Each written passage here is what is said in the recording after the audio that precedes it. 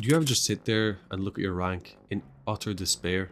You know, it's been like 4 weeks and you're still floating around in Diamond 2, Div 3 with no signs of actually moving forward. Believe me, I've been there. But today I'm going to be your spiritual guide, your sensei, or even your David Goggins of Rocket League. I like to think of improvement in Rocket League as working out. You're trying to reach this flashy version of yourself that you see from others on social media, but you keep finding yourself feeling let down. Is it your regime? Is it your diet? Is it your expectations? What's letting you down? At the end of the day, it's no different to Rocket League. You might be playing many matches per day, and yet somehow you keep ending up barely staying at the same division instead of progressing past it. Now, I'm not promising you gold from this video, but I am promising you some stuff that you might need to hear. Let's begin by saying that this game is frustrating. You are literally a car hitting a ball purposefully in a manner that will give your team a goal. But the problem is, well, everything. Demo plays, boost starving, bad teammates, smurfs, servers. If you want to complain about something, then don't worry, because this game will give you so many reasons to want to break a hole through your monitor.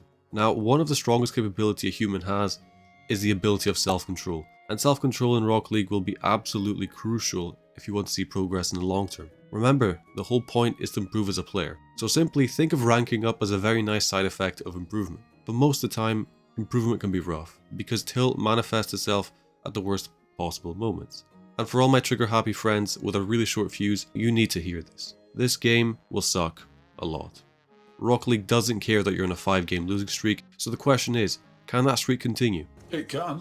So what you need to do as a first step is set realistic expectations. If you're a Diamond 2, stop thinking of hitting Champ 1 this season. Instead, focus on the first damn hurdle, Diamond 3, or even just getting to the next division within Diamond 2.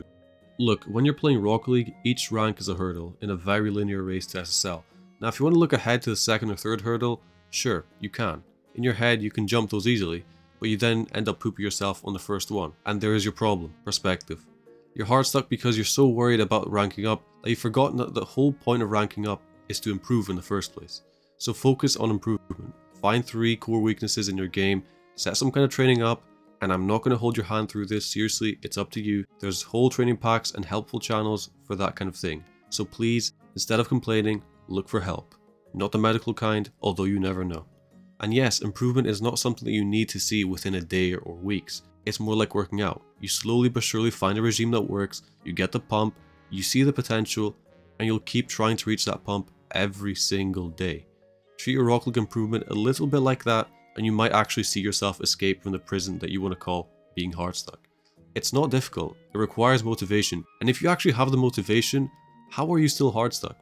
Ask yourself that question, because I can't do all your thinking for you in this video. It's up to you. Alright, there's your David Goggins Rocket League motivation. Now, go become an alpha or some shit. Teammates are the problem in Rocket League. Yep, that's it. That's the whole point I want to make. Alright, now see you later. Okay, maybe they're not a problem always. Now, first of all, I want you to think of your teammates as real human beings. Seriously, the first step to understanding how others play is to humanize. Because believe it or not, your teammate is not a savage who decides to play like shit on purpose. So the reality is very simple. The more you're agitated about teammates, the bigger each tiny mistake they make will seem to you. In a way, the standards you set for your teammates might be just a little too high. I mean, sure, you can still be dragged down by teammates' performance, but what you don't realize is that you are also that teammate sometimes. And look, I get it, they can ball chase, they whiff, but sometimes you're gonna have to accept it, that regardless of how you play, you will need to compensate for your teammates' brain dead moments consistently. Seriously, if you can see your duo partner hard ball chasing certain moments, let him. If you see him cutting you off on the rotation, just stack up behind him and wait for his play. Rather than clashing with their stupid ass behavior by doing what you think is right, let the inconsiderate teammate play it out. I know you want to clip on people or show up and score some nutty goals in ranked, but if we're being serious here, if you feel like teammates are holding you back, then just accept that you need to play around them as much as possible, rather than trying to play in your own style. This isn't groundbreaking advice, but it's also not bad advice by any means. It's just the reality of playing with people who are going to ball chase and maybe leave you vulnerable to counterattacks. Essentially, the only reason I hit Champ 1 very soon after getting to Diamond 3 was because I had an IRL duo partner. So that alone made it much easier than solo queuing, because at least with someone you know, it's easier to fight the urge of sending them a pipe bomb in their mail after they lose you the game. The solution to your problem is actually very easy to understand.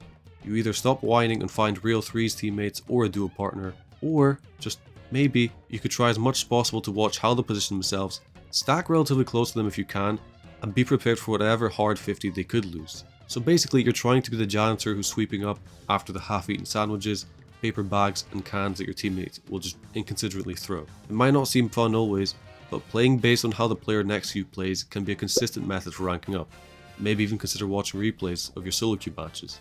I'm not saying it's a guarantee, heck, nothing in this video is a guarantee, but at the very minimum it can help you in a nightmare that we call solo queue. To this day, I still despise a lot of my teammates, so don't use me as a role model. Instead, be the teammate that your teammate would wish to have. That's the moral of the story. You need to stop listening to Rocket League shorts on how to improve or constantly consuming content that promises immediate improvement. It's not feasible and it's not possible. So much advice such as the back post rotation can be debunked and has been getting debunked recently, or other instances such as how you should be shadow defending or the magical way to defend ceiling shots. You simply can't apply all of these tips to your game. So please listen to me when I tell you everything in this game is situational. This isn't chess. You can't just set up in a certain playstyle or follow the advice of someone online who's telling you that you're rotating on the wrong post.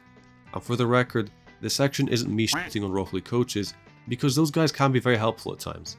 Instead, I'm shitting on the way that you consume their advice. One way to understand principles is to look at others' games, which can be done on Ball Chasing, which in all honesty is an incredible website. From there you can download replays from any level of the game, and then you can get an idea of what SSL level players or people around your level are doing right or wrong. Knowledge is power, it's not corny advice, it's the reality. So when you're listening, for example, to what a coach is trying to say to you, ask questions, challenge them.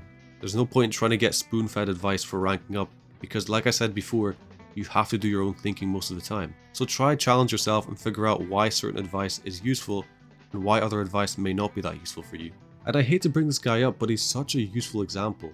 Spookly. This guy is just the king of spewing any kind of tips, regardless of whether they're applicable to your situation or whether they're even realistic tips which a Plat 2 can comprehend. This content gives you the impression that learning Rocket League is like the most surface level thing that you can do, but then reality will hit. And you'll realize that many people such as this guy simply push their content just so they can promote an outrageous coaching course. And if you're serious about finding a good coach, please be connected on Discord and find someone reputable. Otherwise, it's pointless. What I'm trying to say is simply you have to think for yourself and your own playstyle, whatever suits you ultimately, and I really hope that this section of the video does motivate you to take a slightly different approach to improvement, because you can't just be a sheep and constantly follow what other people say. You have to think for yourself and ultimately for your own improvement. Alright, that's enough motivation. Hopefully I've riled you up, I've pumped you up for your journey. Now go get SSL or whatever, I don't know. So yeah, that pretty much covers everything I've wanted to say in this video. And if you watched up until this point, then honestly, from the bottom of my heart, thank you. But above all, have a great day or night, wherever you are, and I'll see you next time.